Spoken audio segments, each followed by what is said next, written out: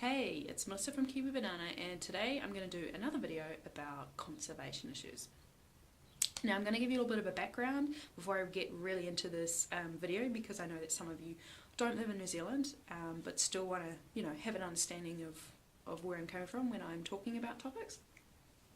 So in New Zealand, before people arrived here, it appears that most of the animals that lived here were insects and birds. And as people have introduced other animals to New Zealand, that has meant that it has been a great threat to those animals, and their probability of remaining here on the planet.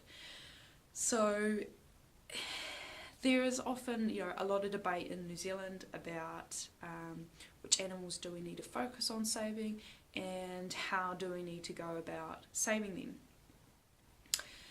And I have often actually seen lately a lot of criticism about that vegans don't talk about conservation issues and that they should be worried about them, etc, etc. And I don't think it's that vegans aren't worried about it. I think they just feel like there is other animal issues that we need to focus on first, or we need to focus on more because nobody is focusing on that. Whereas there are lots of other organisations and people already focusing on conservation issues. So so there's been a bit of talk about whether we should farm native birds, because it's the old comment of any animal that we've ever farmed has never gone extinct.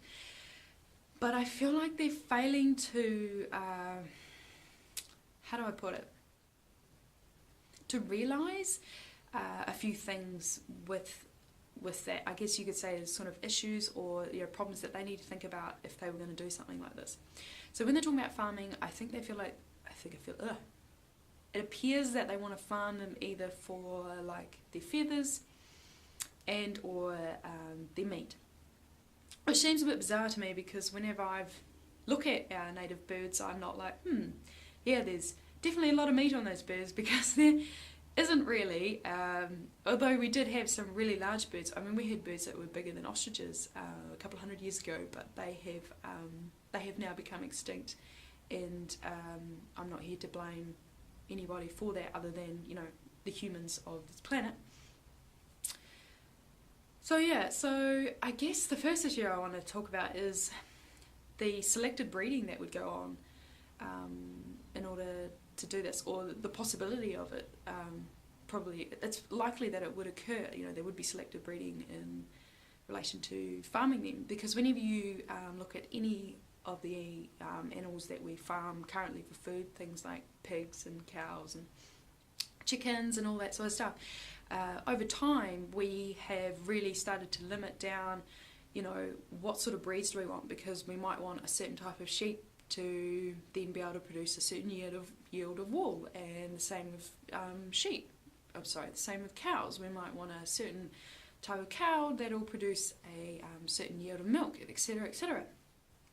And as we've done that over time, that's actually meant that a lot of the anybody that knows about animals, obviously there's a cow, but then there's like so many other varieties of different types of cows, and obviously over time that has meant that a lot of the different varieties or different species of these farm animals that we use for food have died off or become very, very small. So we do that with our native birds. It might get to the point where our, I'll use kiwi as an example, that the kiwi no longer looks or even behaves like the kiwi that we know it to be. Like it might turn into some other sort of bird. If you think about it, we started using something like a chicken as another example of how we like to grow them really, really fast. I mean, to the point like where you can grow a chicken to its full size within like 6 weeks. Which is insane, like to think that you can get a chicken to grow to its adult size within 6 weeks when its lifespan is like much longer than that, and it normally takes a lot longer for them to get to an adult size. So with things like hormones and stuff, like I'm not saying that this will happen, but it's a likelihood, you know. Imagine if we started thinking, right, so we want to grow kiwi and we've got to grow it X amount of time, and so we're going to just put all these hormones, or we're going to feed it this and that. Like, is it really going to be beneficial to the bird and to native habitat and all that sort of stuff? Or, you know, is it really going to be beneficial if we do that? And the next one I really want to talk about is, are they even going to be able to get that much of a demand for people to want to eat this stuff? I mean, unless you have, maybe you have a Māori background, but even then, like, do people look at these native birds and go, I can't wait to roast that in the oven, or yeah, I can't wait to pluck that that bird, and make it into a coat or something that you would use in your home? So you know what I mean? Like, are they even going to be able to get a consumer for this market? Just think of it in a business perspective. You know, are they even going to be able to get people that actually want to eat this stuff? Possibly certain groups of people will, but I mean, majority of the population that I'm aware of, they don't appear to look at those animals and go, I want to eat them. But then again, same with most other farm animals, they don't really want to eat it until it's, you know, it looks like a bit of meat in a plastic wrap and looks like something you can put in a pan and you can eat it. Whereas when you see it alive and everything, you don't really go, I really want to dig my teeth into that cow. You know what I mean? But yeah, I hope you get what I'm saying. From a business sense, I'm not so sure if the consumer then wants to eat these animals when they've grown to kind of idolise them and see them as these beautiful creatures that we need to save. And then the third point I want to talk about is, probably comes back a little bit to the selective breeding. When we've altered animals, obviously in the past, to the point where they depend upon us, you know, whether they're farmed or whether they're like pets, they tend to lose a lot of, obviously, the characteristics that they would have had long ago when they were living in the wild. And when they do that, they then lose their ability to obviously survive in the wild because they don't really know how to. And they may lose some of their traits that helped them survive before, but now they don't really, almost don't need them, you know, obviously through evolution and things like that. I'm not here to debate whether evolution is real or not in this channel. We can do that video for another day.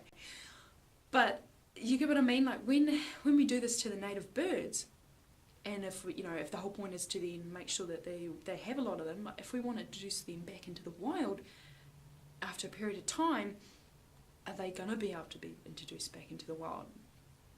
Because they've lost their ability to be able to survive and their knowledge to know, you know, obviously how to keep themselves alive and, you know, fend off predators or people that like to, you know, animals that like to eat them. Are they going to know what sort of food to look for? Are they going to know how to keep themselves warm, etc., etc.? So, all in all, farming native birds might sound like a good idea, but I don't actually know if it's really going to be the be-all and end-all to saving a lot of our native birds. So yeah, I mean, maybe you've got a different point of view. Let me know, like, you know, leave it in the comment section down below. I'm open to that. We can discuss about it. Maybe you've got some experiences of other animals or other species or other countries that have done something to really help the conservation of certain species within the country. You know, share that down below as well. My understanding is that humans are obviously the major problem. We've introduced a whole lot of, you know, animals to countries around the world that wouldn't have normally lived in those ecosystems. It is our problem, and you know, there's no one size fits all solution to it. Obviously, my understanding is also there's one particular activity that has caused a lot of the destruction to these native birds, but also to a lot of animals around the world and their ecosystems, and that is animal agriculture and aquaculture, if that's what you can call it. So things like farming animals for food, or like fishing, things like that, that's what's destroying their habitat, and that's probably the number one cause of why a lot of these animals are dying off. So yeah, that's it. That's my video. Like if you do, like I said, comment down below. You're more than welcome to. Share would be nice, and I hope you've done something that makes you happy today. See ya.